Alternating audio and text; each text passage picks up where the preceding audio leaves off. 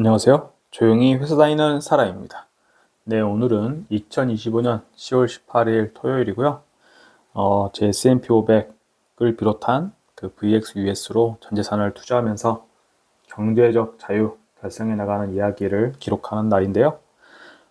제 영상을 봐주시는 분들에게 제가 하는 이야기가 뭐 지어낸 이야기라든가 뭐 컨텐츠를 위한 컨텐츠 이런 게 아니라는 거를 좀 보여드리고 싶어서 한 번씩 이 계좌 일부분을 좀 보여드리고 있는데요.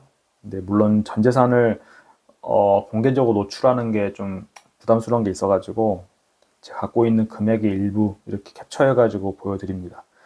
지금 대략 현금으로 가지고 있는데 코덱스 머니마켓 액티브라 그래가지고 어떤 단기 RP 이런 단기 채권에 투자하고 있는 ETF가 있는데 연 수익률이 3% 정도 되는 것 같아요.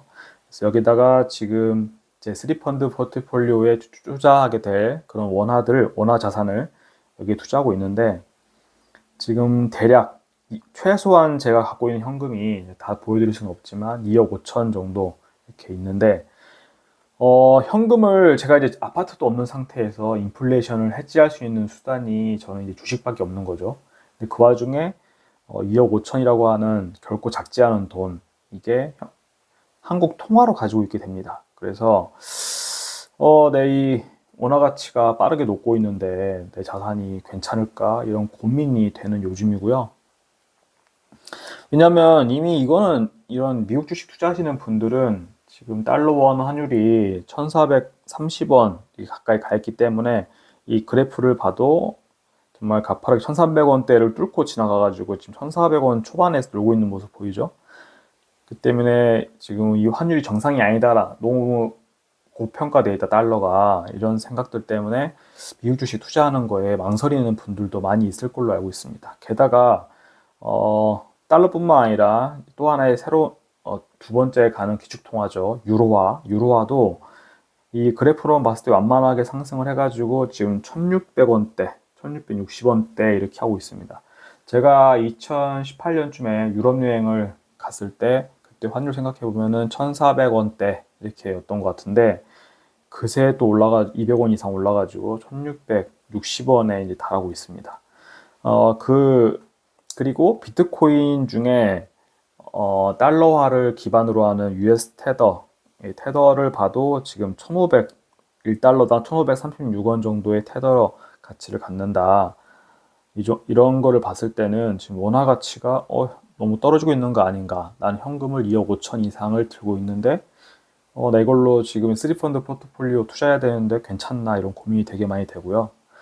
이렇게 되는 원인을 좀 찾아보면은 되게 간단한데 이게 M2 통화라 그래가지고 그 현금에 준하는 것들, 우리나라의 원화에 준하는 자산들이 얼마나 지금 시장이 풀리고 있는지 그럼 보면 대체로 증가하는 추세죠. 계속 이 통화량은 그 인플레이션이 있다는 거고 돈의 가치는 예를 들어 1,000원이라는 돈의 가치는 갈수록 실질 구매력 가치는 떨어지고 있다 이런 걸 보여주는데 한 가지 눈여겨볼 거는 25년 4월 이후 시점부터 기울기가 다시 한 번 더 가파르게 상승하고 있다 이런 모습 보여주고 있다는 거. 하지만 GDP 성장률은 다들 아시다시피 추세적으로 감소하고 있습니다. 그래서 한국은행에서 경제전망 보고서를 3개월마다 내는데 가장 최근에 발행된 8월치 경제전망 보고서를 보면은 GDP 경제 성장률이 나와요. 2024년에는 2%였고 25년에는 아마 0.9% 정도일 거다. 26년에는 1.6% 정도일 것이다. 이렇게 전망을 하고 있고요. 그러니까 우리나라는 이제 예전에 저는 이제 87년생이니까 이 정도죠. 근데 우리나라 경제 성장률을 보면은 정말 뭐 중진국에서 선진국으로 가는 와중이었기 때문에 연간 10%, 5%를 넘는 높은 경제 성장률을 보여왔었는데 이제 2020년대 들어가지고는 완연하게 3% 미만, 1, 2% 정도의 경제 성장률을 보이는 것 같습니다. 근데 이게 뭘 시사하냐면은 M2 통화량하고 GDP 성장률 관계를 보면 실물 경제 GDP 성장률은 갈수록 1%대로 저성장 국가가 되어가고 있고 통화 공급량은 갈수록 가팔라지는 걸 봐서는 통화가 팽창되는 국면이다. 이게 무슨 의미냐면 원화 화폐의 가치가 갈수록 더 빠르게 하락하는 중이다. 그러니까 GDP 성장률도 뒷받침이 돼가지고 가파르게 성장을 한다. 지금 원화가 풀리는 속도보다 더 빠르게 풀린다라고 하면 원화의 가치가 올라갈 것이고, 예를 들어서 경제 성장률이 지지부진한데 원화가 더 빨리 풀린다. 그러면 우리 갖고 있는 그 화폐, 왜 쓰는 통화의 가치가 실질적인 가치는 떨어진다. 이렇게 봐야 되는 거겠죠. 이게 제가 지금 현금을 들고 있는 와중에 주식을 더 빨리 사서 모아야 되나 고민이 되는데요. 하지만 결론은 원래 계획했던 대로 분할 매수를 할 겁니다. 저는 이런 식으로 스케줄을 짜놨습니다. 내년 2월 25일까지 DCA 방법으로 해가지고 한 달에 한 번씩 매수를 하겠다. 이 DCA가 뭔가 하면은 제미나이를 통해서 좀 정리를 해봤는데요. 최고의 수익률을 목표로 하기보다는 최악의 타이밍을 피하고 심리적인 안정감을 얻으면서 장기 투자, 분할 매수하기 위한 방법입니다. 시장의 변동성, 환율도 포함이죠. 여기에 신경 쓰지 않고 기계적으로 꾸준히 투자를 하고 장기적으로 자산을 쌓아 나가는데 이제 효과적인 방법이고, 역사적 데이터 상으로는 이제 미국 지수 투자를 이제 S&P 500에 가장 큰 비중이 들어가 있으니까, 물론 일시불로 투자하는 것이 평균 수익률이 더 높았지만은, 투자자가 이제 저 같은 투자자들은 이제 환율이 고점이고 S&P가 역사적 고점일 때, 이런 고점 매수에 대한 공포를 이겨냈을 때 이야기인 거죠. 장기 투자 안 팔고 버티는 게 제일 순위의 목표이기 때문에, 그래서 일시불 투자가 쉽지 않을 것 같아서 지금 분할 매수 DCA 방법을 하고 있는 거고, DCA는 수익률을 극대화하기보다는 투자를 중간에 포기하자는 게 저는 정말 중요하다 생각하거든요. 장기적으로 지속할 수 있게 하는 리스크 및 멘탈 관리 전략이다 말씀을 드리겠습니다. 그래서 제 주가를 보면은 주식 그 평가 금액을 보면은 10월 3일 주에는 360만 원 정도 수익을 보다가 2주 연속으로 지금 100만 원 이상 손실을 보고 있습니다. 근데 저는 장기 투자자의 마인드로서 어차피 저는 이 돈이 지금 투자하고 있는 돈이 아니면은 생활이 불가능한 시점까지는 팔지 않고 보유하려고 그러고요. 그러면은 차라리 계좌의 평가액이 줄어들더라도 주가가 하락을 해서 줄어들더라도 오히려 제가 갖고 있는 현금으로 VO나 VXUS를 더 저렴하게 살 수 있잖아요. 더 수량을 늘릴 수 있다. 이런 관점에서 긍정적으로 생각을 하려고 합니다.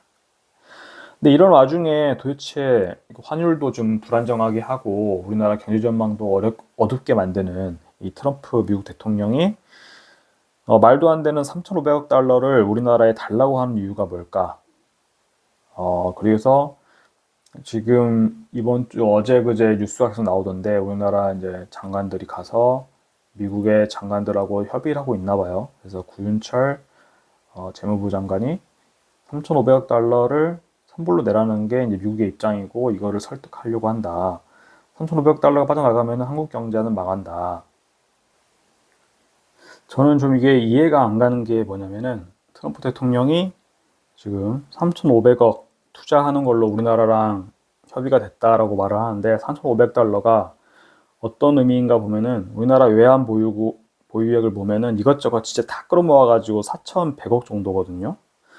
근데 물론 여기 비교 자료로 일본을 보면은 1조 2,300억 우리나라의 3배 됩니다. 엄청나게 많이 갖고 있는 거죠.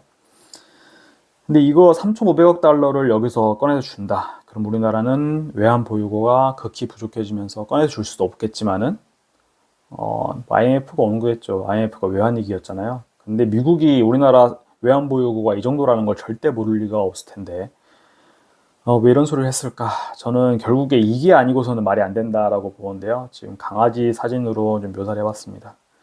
이렇게 귀여운 강아지가 주인과 산책을 하는데 목줄을 이렇게 하고 있고 이 강아지는 산책을 하는데 버려진 개가 아니죠. 같은 강아지니까 주인이 여기 옆에 있을 거고 산책을 하는데 목줄이 없이 산책을 합니다.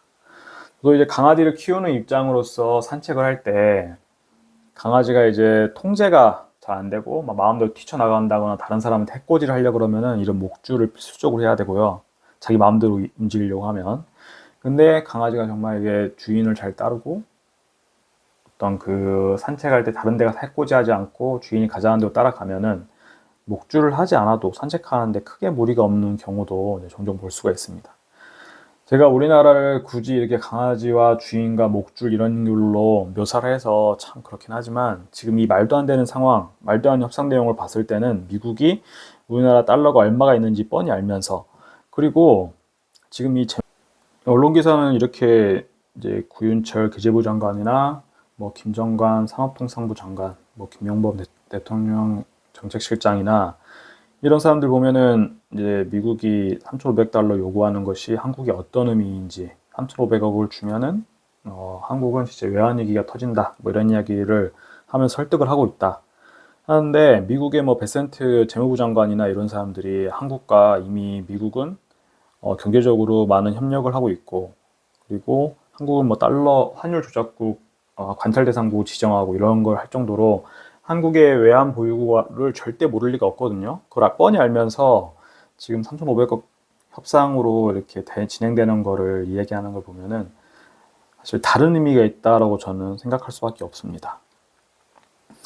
뭐냐면은 좀 이게 좀 비유를 들어서 설명을 드려보면요. 이제 강아지를 데리고 산책을 나갈 때 강아지가 주인의 말을 잘 듣고 하면은, 그러니까 말을 잘 듣는다는 거는 아무거나 막 땅에 있는 거 주워 먹지 않고 주변 사람들한테 가서 막 짖거나 해코지하지 않고 주인이 가는 대로 잘 따라온다면 이렇게 목줄을 하지 않고 산책을 해도 되는 경우를 본 적이 있고, 근데 뭐 대부분은 이렇게 목줄을 하고 다니지만요. 근데 이게 통제가 잘 안 되면은 사실 목줄을 이제 해야죠. 다른 사람들한테 해코지 않고 주인이 가려는 대로 같이 따라가게끔. 좀 강아지와 주인 관계로 설명을 해가지고 좀 못마땅하신 분도 있을 텐데, 지금 이 말도 안 되는 상황은 결국 이거라고 저는 보여지거든요. 이것밖에 아니다. 제가 여기다가 과거와 현재,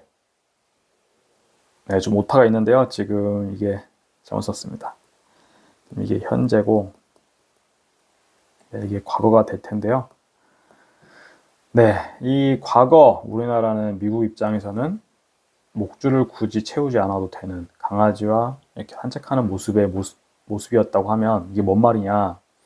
6.25 전쟁을 기준으로 보면은 이해가 쉽습니다. 우리나라가 조선시대가 망하고 조선이 망하고 6.25 전쟁이 터지면서 전 국토가 황폐화되고 다시 이제 한강의 기적을 이룩하기까지, 사실 6.25 전쟁 때 우리나라가 완전히 그 북한에 의해서 적화 통일이 되지 않을 수 있었던 이유는 이제 미국, 그리고 영국, 뭐 캐나다, 오스트레일리아, 우리가 흔히 이제 자본주의를 채택하고 있는 이런 국가들 유엔군으로부터 군사적으로 이런 원조를 받아서 어쨌든 38선까지 이제 북한군을 밀어내가지고 중공군을 밀어내서 지켰죠. 한반도, 남한을. 근데 이제 반면에 북한과 중국, 그리고 그 뒤에는 지금 해체됐지만 소련, 이렇게 해서 우리나라를 쳐들어왔고요. 그러니까 우리나라는 이게 6.25 이후로 유엔군들과 이 자유민주주의 서방 진영 편에서 혈맹을 맺고 경제 발전을 일으켜왔죠. 같은 방향으로 같은 길을 나아가고 있었기 때문에 이렇게 목줄 같은 걸 굳이 채우지 않아도 산책을 같이 할 수 있는 그런 강아지였다면은, 지금 이 말도 안 되는 짓을 하는 미국의 입장에서는 한국에다가 이 4,100억 달러 갖고 있는 나라에다가 3,500억 달러를 투자하라고 강하게 이야기하면서 이런 목줄을 채우려고 하는 겁니다. 이 강아지가 지금 이제는 어디로 갈지 모르는 상황이 되었다라고 판단하는 것 같아요. 우리나라 입장에서는 상당히 자존심 상하고 지금 말도 안 되는 짓을 당하고 있는데, 이 말도 안 되는 짓을 당하는 상황은 결국 이거밖에 없다고 저는 보여집니다. 동맹국으로서 같은 방향으로 나아가고 있었는데 과거에, 근데 지금 좀 통제가 안 되는데 같이 갈 수 없겠는데 생각을 하니까 지금 뭐 목줄을 치려고 하는 느낌이 듭니다. 그러거나 말거나 이건 저의 그냥 하나의 감상평을 말씀드렸고, 그럼에도 저는 뭘 할 수 있는 게 없습니다. 미국 주식을 투자하는 사람, 전재산 투자하는 사람 입장에서 할 수 있는 게 없고, 저는 이런 같은 주제를 반복하면서 저의 그 개인 투자자의 비성적인 투자 패턴을 내가 혹시 반복하고 있지 않은지 계속 되새길 수밖에 없고요. 전재산을 이런 식으로 VO, VXUS, BND 이런 비율 투자를 하고 있는 사람으로서 stay the course, 시장에 머무를 수 있도록 멘탈을 강화하는 수밖에 없다고 생각을 합니다. 그래서 현재 포트폴리오는 이런 식으로 구성이 되어 있는데, 점차 제가 말씀드린 현금까지 다 투자를 하고 나면은 최종적으로 이런 비율을 가지게 될 거고요. 저의 경제적 자유 달성 목표는 현재 42% 정도로 최대 50%까지 갔었는데 지금 8% 하락한 모습입니다. 2주 연속 마이너스 수익률도 기록했기 때문이기도 하고, 근데 뭐 달성할 때까지는 그냥 하루 회사 열심히 잘 다니고 하루하루 충실하게 일상을 살아가는 것뿐이다. 제가 뭘 더 할 수 있는 게 없습니다. 어쩔 수가 없어요, 지금 상황은. 이미 제가 할 수 있는 최선책으로 자산을 배분해 놨고 세계 경제에 투자를 하고 있고요. 원화로 앞서 보여드린 것처럼 2억 5천 이상을 지금 가지고 있는 게 리스크란 리스크인데, 혹시나 알까요? 결국에는 잘 풀어서 한미 간의 무제한 통화 수업이 협의가 되고 미국 관세 협상도 그 결과 성공적으로 서명까지 완료가 된다면 환율은 지금보다 좀 낮아지지 않을까도 기대를 해보고요. 그래서 제가 원래 세웠던 계획대로 투자를 해나가는 것이 장기 투자자의 기본 자세라고 생각을 합니다. 제가 유튜브로 하는 이유는 제 경제적 자유 달성해 나가는 거를 기록해 놓고 나중에 이제 추억을 복귀하기 위한 것도 있고요. 그리고 돈은 바닷물과 같기 때문에 너무 욕심부리지 말자, 이런 것도 생각합니다. 그래서 저는 이 쇼펜하우어 책을 읽고 나서 지금 남들과는 좀 다른, 아파트가 최고인 나라에서 아파트를 포기하고 전 재산을 미국 주식과 세계 주식에 투자를 하면서 그 세계 경제 발전과 함께 가겠다, 거기 맞춰서 살아가겠다라는 게, 그리고 그게 안정적으로 자산이 쌓여가지고 회사를 다니지 않아도 이 주식 수익금으로도 먹고 살 수 있겠다는 시점까지는 좀 회사를 다니면서 슬로우 파이어를 달성하겠다, 이게 저의 기본적인 생각이 되겠습니다. 네, 이번 영상도 여기까지 봐주셔서 정말 감사합니다.